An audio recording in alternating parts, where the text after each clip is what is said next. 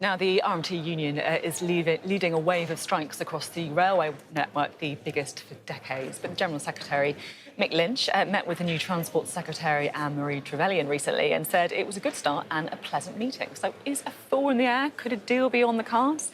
Let's try and find out. Is a deal on the cards or is strike action inevitable? Well, there's no deal on the table, and the strike action we've got down over the next 2 weeks will go ahead as far as we know. What we need to see from the new Secretary of State is the ability to unblock the problems in the dispute. Her predecessor seemed to be putting obstacles in the way of everyone, including the employers, by shackling them to a mandate that was impossible to deliver.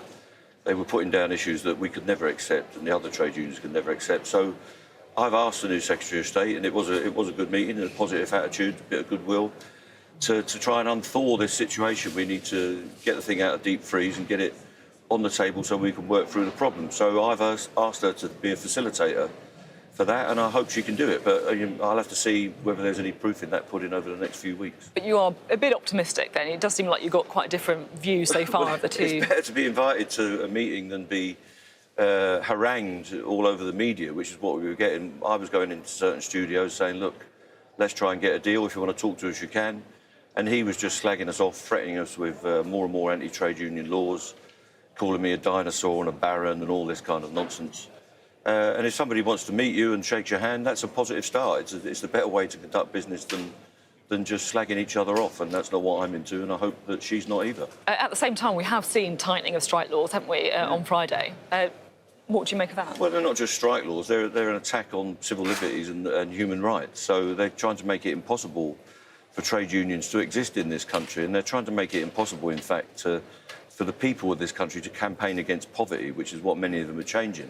If there is no trade union freedom and it's impossible to conduct lawful industrial action, people will have to go another way. They'll have to think of other means of doing it. They're trying to regulate unions, and they've said they're going to cut red tape.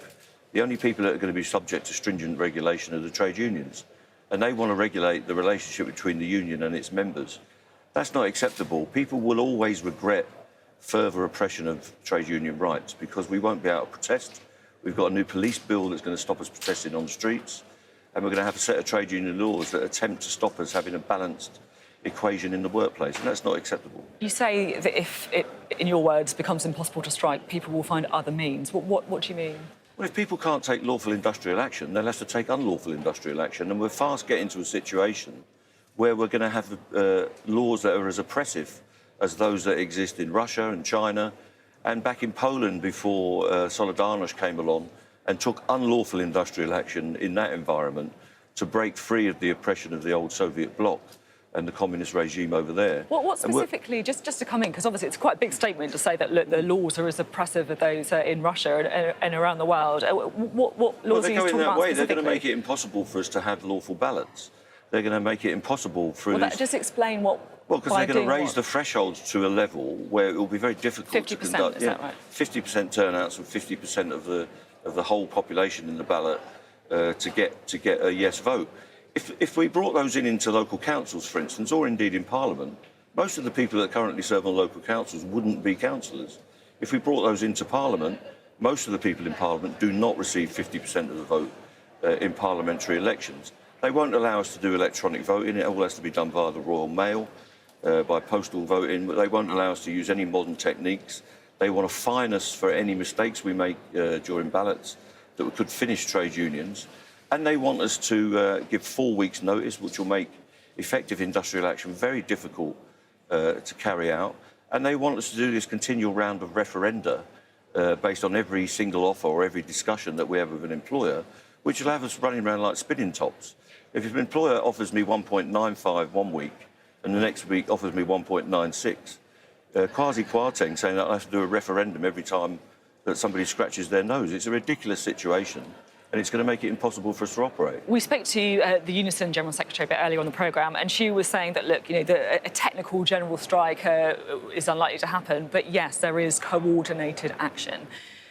For many people, that is basically a general strike.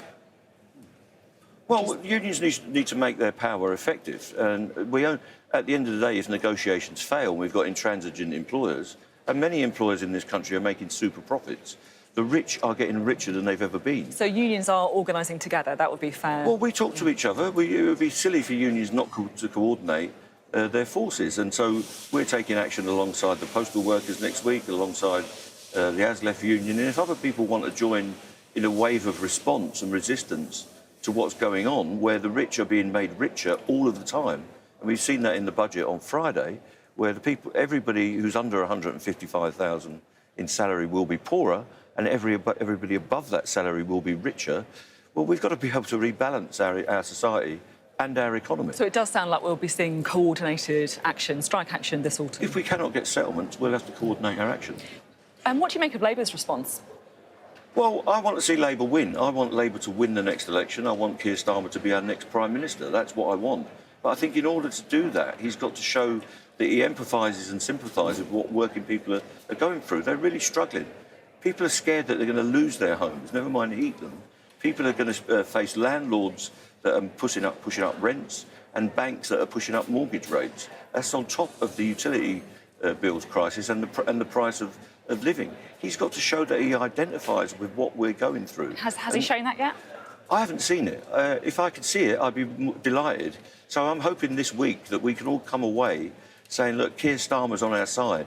We can put our shoulder to his wheel to get him elected, and he's putting his shoulder to working people's wheel to help them in their everyday problems. But I want to see a set of values. I don't mind about detailed policy, that's to come.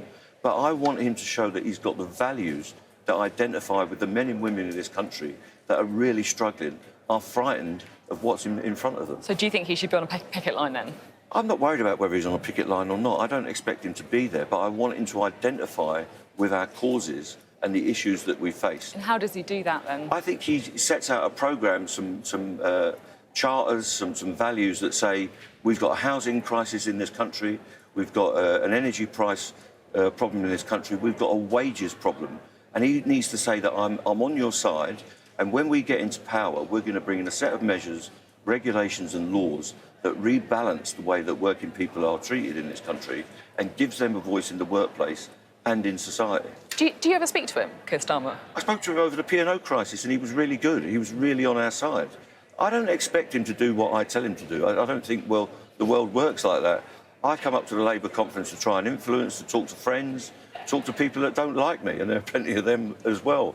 So, we're here to influence and try to help in some ways. I'm hoping that he can show that he's sympathetic to what we're going through. Railway workers are really struggling, and millions of other workers are really struggling. We've got the postal workers, we've got the dockers on strike right now in Liverpool. He can show that he's on their side and sympathises with what they do. That doesn't mean he has to wade directly into each and every dispute, but he's got to show he's on the side of the workers, because after all, this is a Labour Party. The name's on the tin, and he's got to show that he's a friend of every worker in this country. OK, thank you very much for being on the programme today, Mick Lynch, there of the RMT.